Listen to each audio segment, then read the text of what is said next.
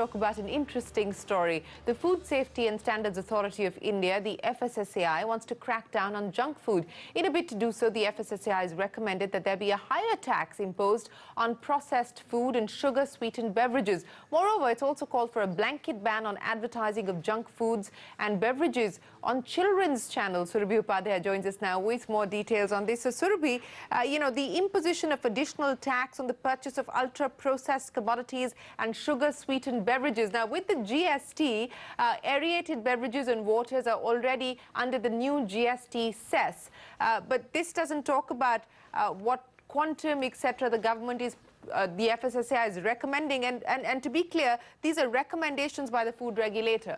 Absolutely, Shireen, you said it. I guess that phrase fat tax is essentially back in the headlines, and we keep hearing it off and on just around the budget. There was some talk around it. Let's just go down to the recommendations of this particular panel. The recommendations are 8 in total, and 2 are the most important ones, the ones that you highlighted. One, the panel is saying that don't allow so-called junk food manufacturers advertise on children's TV. The biggest issue is that the FSSAI Act itself does not define junk food. So how will you quantify what is really bad for health? That's something that granular detail still seems to be missing in the FSSAI Act. The second is this concept of additional tax. I'll just read out what the recommendation says.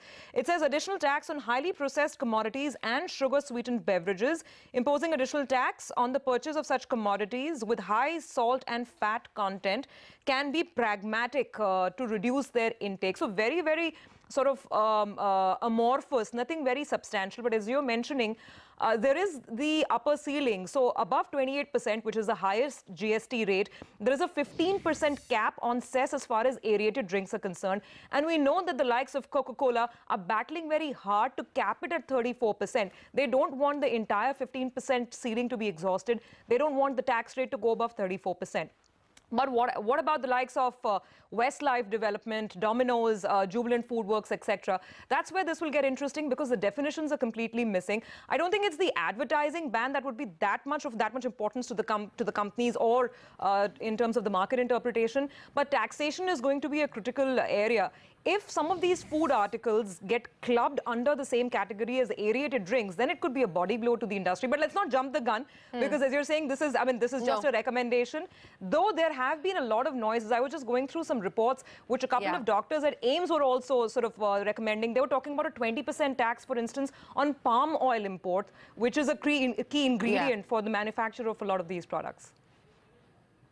No, you're absolutely right. And it's actually not just about tax because the recommendations also involve perhaps changes as far as labeling requirements are concerned, regulatory limits for fat, sugar, salt in the manufacturing process itself. So these are recommendations, but they go beyond just the imposition of a fat tax. And on the issue of the definition or the lack of it of junk food, foods known as fast foods also include Indian deep-fried snacks like samosas, pakoras, burgers, pizzas, chips, sugar-sweetened beverages. All of that falls under the junk food category. So, guys, you've got to stop eating all of that junk in office, huh? I don't know, Shireen, but the high taxes never stop the smokers. I don't know if it's going to stop people from, getting their fix of samosas or pizzas or burgers for that matter. Well, we'll just have to see. Surabhi, thanks very much for joining us with that.